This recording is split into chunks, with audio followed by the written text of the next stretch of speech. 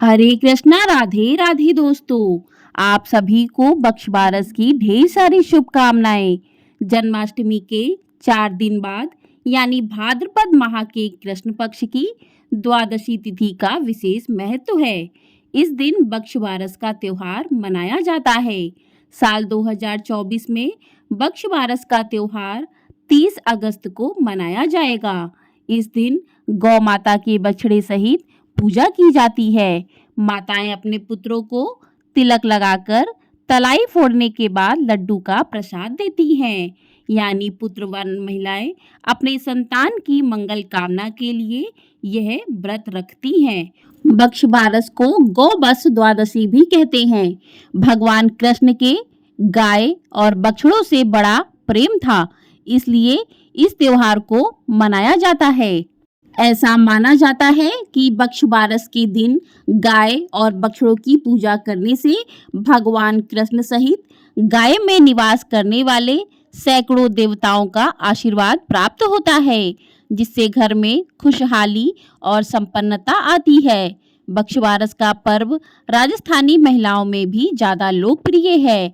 तो जो भी महिलाएं इस दिन व्रत करती हैं, उन्हें बख्शबारस की व्रत कथा को भी अवश्य सुनना चाहिए। तो आज हम सुनेंगे बख्शबारस की संपूर्ण व्रत कथा। कथा को पूरा अवश्य सुनिएगा, क्योंकि कोई भी कथा बीच में अधूरी नहीं छोड़नी चाहिए।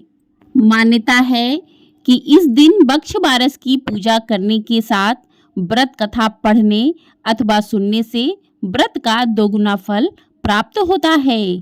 आइए अब सुनते हैं बख्शबारस की व्रत कथा। पौराणिक कथाओं के अनुसार एक समय की बात है, किसी गांव में एक साहूकार रहता था, जिसके 7 बेटे और ढेर सारे पोते थे। एक दिन गांव में भीषण अकाल पड़ गया।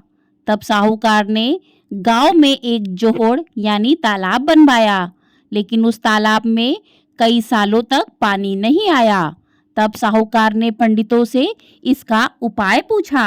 पंडितों ने कहा कि तुम्हें अपने बड़े बेटे या बड़े पोते की बलि देनी होगी, तभी यहाँ पानी आ सकता है। साहूकार ने गांव की भलाई का सोचते हुए बलि देने का निर्णय किया। साहूकार ने अपनी बहू को एक पोते हंसराज के साथ उसके पीहर भेज दिया और बड़े पोते को अपने पास रख लिया। कहते हैं उसका नाम बख्शराज था। उस तरह से बख्शराज की बलि दे दी गई, जिसके बाद तालाब में पानी भी आ गया। इसके बाद साहूकार ने तालाब पर ही एक बड़े यज्ञ का आयोजन किया, लेकिन अपने पोते की बलि के झिझक से वह अपनी बहू को बुलावा नहीं भेज पाया। बहू के भाई ने कहा, तेरे यहाँ पर इतना बड़ा उत्सव है, पर तेरे ससुर ने तुझे क्यों नहीं बुलाया? मुझे बुलाया है, मैं जा रहा हूँ। बहू बोली, शायद काम में वे भूल गए होंगे और अपने घर जाने में कैसी शर्म, मैं भी चलती हूँ। जब बहू घर पहुंची तो सास ससुर डरने लगे कि बहू को पता लग गया तो क्या जवाब देंगे। फिर भी सास हिम्मत करके बोली, बहू चलो, बख्शबारस की पूजा करने तालाब पर चलते हैं। दोनों जाकर पूजा करने लगी। तभी सास बोली, बहू तालाब की किनार कंसुम्बल से खंडित करो। बहू बोली, मेरे तो 2 पुत्र हैं, हंसराज और बख्शराज, फिर मैं खंडित क्यों करूं? सास बोली, जैसा मैं कहूं वैसा करो। बहू ने अपनी सास की बात मानते हुए किनार खंडित की और कहा, आओ मेरे हंसराज बख्शराज, लड्डू उठाओ। उसकी सास मन में भगवान से प्रार्थना करने लगी कि हे बख्शबारस माता, मेरी लाज रखना। कुछ देर बाद तालाब की मिट्टी से लिपटा बख्शराज व हंसराज दोनों दौड़े चले आए। बहू पूछने लगी, सासू माँ, ये सब क्या है? तब सास ने बहू को सारी बात बता दी और कहा, भगवान ने मेरा सत रखा है। आज भगवान की कृपा से सब कुछ सही हो गया। हे बख्शबारस माता, जैसे सास का सत रखा वैसे ही सभी का सत रखना। बोलिए बख्शबारस माता की जय। आइए अब सुनते हैं बख्शबारस व्रत की दूसरी पौराणिक कथा। बख्शबारस की पौराणिक कथा के अनुसार जब भगवान कृष्ण थोड़े बड़े हुए तो उनके मन में गाय चराने की इच्छा जागृत हुई।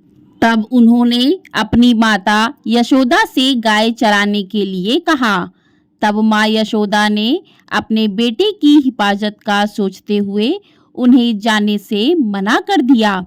लेकिन माता यशोदा ये अच्छे से जानती थी कि वो अपने बेटे को ज्यादा दिनों तक कैद करके नहीं रख पाएंगी।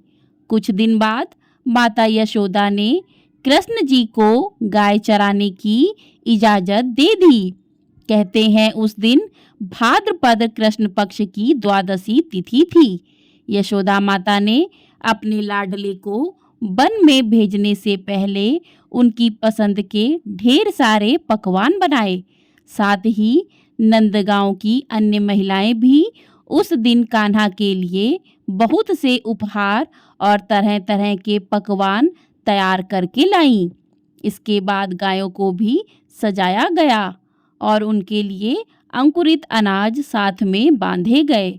माता यशोदा को अपने बेटे कृष्ण की इतनी चिंता थी कि वह जब तक वापस नहीं लौटे तब तक माता ने कुछ नहीं खाया, सिर्फ अंकुरित अनाज का ही सेवन किया।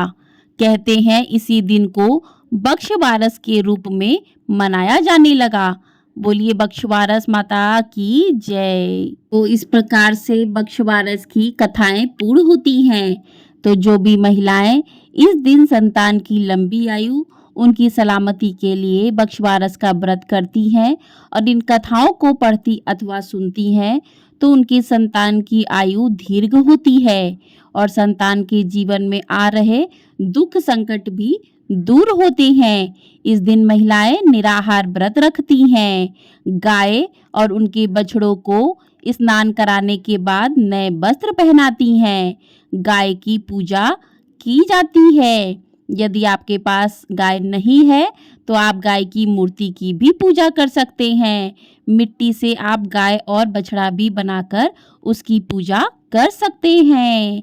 आप गाय के माथे पर चंदन का तिलक लगाएं, गाय के सींग को अच्छे से सजाएं, गाय को रोली का तिलक, चावल बाजरा लगाएं। गाय और बछड़े को भीगे हुए इस दिन अंकुरित बाजरे, मटर, मूंग, मोठ, चने के बिरवे, जौ की रोटी खिलाई जाती है। गौ माता के पैरों की धूल से खुद के माथे पर इस दिन तिलक भी लगाना चाहिए और इस दिन कुएं की पूजा भी करनी चाहिए। यदि घर के आसपास कुआं नहीं है तो घर के बाहर ही गोबर से घेरा बनाकर उसमें पानी भरकर कुआं तैयार कर लें और फिर इस कुएं की विधि विधान से पूजा की जाती है। यदि गोबर नहीं मिलता है तो एक पाटे पर मिट्टी से बख्शबारस बना लें। उसके बीच में एक मिट्टी की गोल बावड़ी बनाई जाती है जिसमें थोड़ा दूध, दही, पानी डाल दिया जाता है। फिर इसकी पूजा की जाती है। खुद के माथे पर भी तिलक लगाएं और सभी बच्चों, चाहे छोटे हों या बड़े, आओ रे म्यारा हंसराज, बख्शराज कहकर पूजन स्थल पर आमंत्रित करें। इस दिन पूजा के समय बच्चे अपनी माँ का पल्लू थामकर पूजन थाल से लड्डू उठाकर और गाय माता के चरण स्पर्श कर आशीर्वाद प्राप्त करते हैं। इसके बाद माताएं अपने पुत्रों को तिलक लगाकर उन्हें लड्डू खिलाने के बाद नारियल देकर उनकी लंबी उम्र की कामना करते हुए उन्हें आशीर्वाद देती हैं। इस दिन मोठ और बाजरा का दान भी अवश्य करना चाहिए। अपनी सासू माँ को बयाना भी जरूर देना चाहिए। बयाने में 1 कटोरी भीगा चना, बाजरा, मोठ और कुछ पैसे दिए जाते हैं।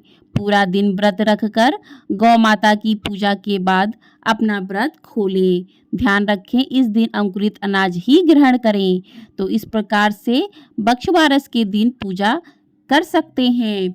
उसके बाद बख्शबारस के दिन कुछ पूजा के मंत्र हैं जिन मंत्रों का आपको ध्यान अवश्य करना चाहिए। मंत्र है क्षीरो दाण भव संभूते सुरासुर नमस्कृते सर्वदेवमय मातृ ग्रहणा अर्घ नमो नमः। इस मंत्र का जाप अवश्य करना चाहिए। बख्शवारस के दिन महिलाओं को क्या खाना चाहिए? तो इस दिन माताएं बाजरे की ठंडी रोटी खाती हैं। इसके अलावा भैंस का दूध, बेसन, मोठ आदि खा सकते हैं। लेकिन इस दिन व्रत रखने वाली महिलाएं गाय का दूध, दही, गेहूं और चावल नहीं खाती हैं। इस दिन अंकुरित अनाज जैसे चना, मोठ, मूंग, मटर आदि का सेवन करना चाहिए। इस प्रकार से जो भी महिलाएं इस दिन व्रत रखती हैं, कथा को पढ़ती अथवा सुनती हैं, उनकी संतान की आयु दीर्घ होती है और उनके घर में खुशहाली आती है। आपको ये वीडियो पसंद आई हो, वीडियो को लाइक, शेयर और चैनल को सब्सक्राइब जरूर कर दीजिएगा। आपको हमारे चैनल पर प्रदोष व्रत की कथाएं भी सुनने को मिलेंगी, तो चैनल को ढेर सारा प्यार अपना अवश्य दीजिएगा। राधे राधे, जय श्री कृष्णा।